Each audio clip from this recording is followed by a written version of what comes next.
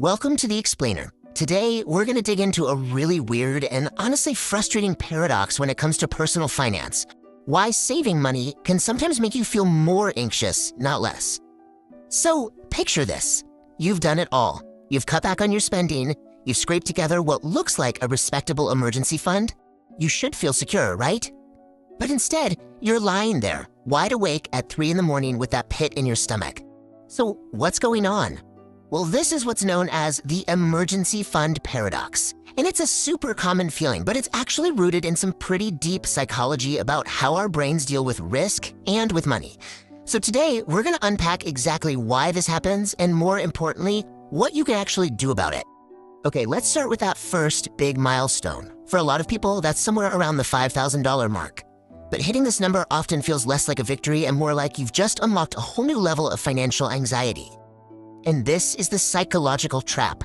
See, $5,000 is just enough that you feel like you've got something to lose, but deep down you know it's probably not enough to cover a real, life-changing disaster.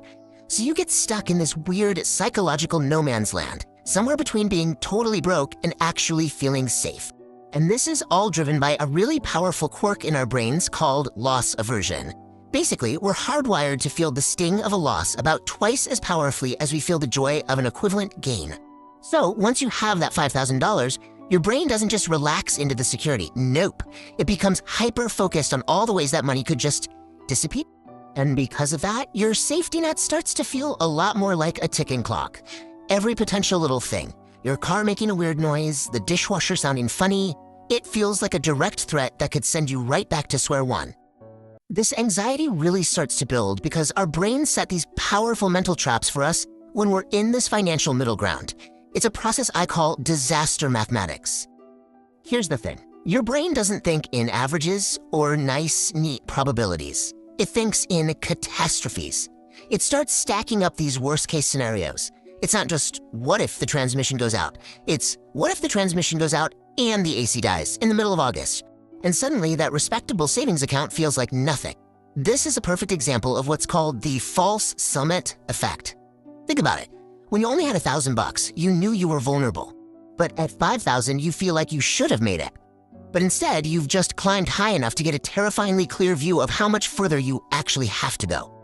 And all this constant worry, it triggers the alarm bell in your brain, the amygdala. It's your fear center. And it basically hijacks the rational part of your brain and traps you in the state of constant low-level anxiety. And the real irony? Operating from this place of scarcity that's disguised as security, it often leads to you making even worse financial decisions. So if $5,000 is the anxiety plateau, is there a number that actually brings some peace of mind?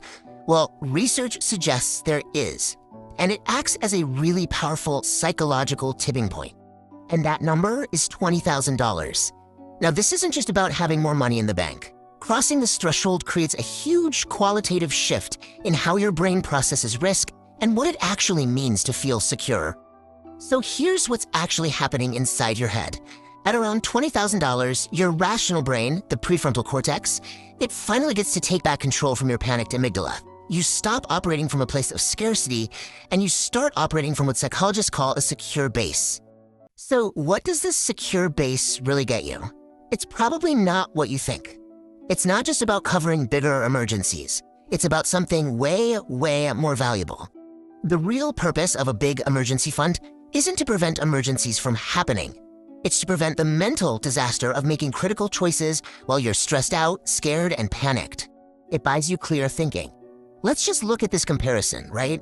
With $5,000 saved, a dead laptop feels like a crisis. You agonize for hours, you cheap out on the replacement, you waste a ton of emotional energy. But with $20,000, it's an inconvenience. You just solve the problem efficiently, buy a quality tool that's gonna last, and you move on with your life. The fund prevented the emergency from totally derailing your judgment. And this is the ultimate reframe. A proper emergency fund turns a potential identity crisis, the how am I ever going to survive this feeling, into a simple logistics problem. Okay, what's the most efficient way to solve this? It buys you cognitive freedom. Okay, so knowing all this psychology means you can actually be strategic about it. You don't have to just stumble through this journey wondering why you still feel so financially exposed. You can actually architect your path to mental freedom. So let's walk through 3 really actionable hacks to get there. First, build that $20,000 buffer before you get super aggressive with other debts. I know, it feels counterintuitive, but it provides the secure base you need to make better decisions everywhere else. Second, architect your savings. Don't rely on willpower alone. Automate your transfers. Treat your savings like any other non-negotiable bill. And finally, remember to use your money smartly. This fund isn't meant to just be hoarded forever. It's a tool to solve problems and invest in things that improve your life. So ultimately, this whole thing is about reframing the entire purpose of your money. It's not just a rainy day fund. You should think of it as a tool that literally enhances your ability to think, to perform, and to make better decisions when you're under pressure. And that's the final question I want to leave you with. When you're looking at your savings goal, don't just see a number. See what you're actually purchasing. The priceless ability for your future self to navigate whatever challenges come your way with a clear and capable mind.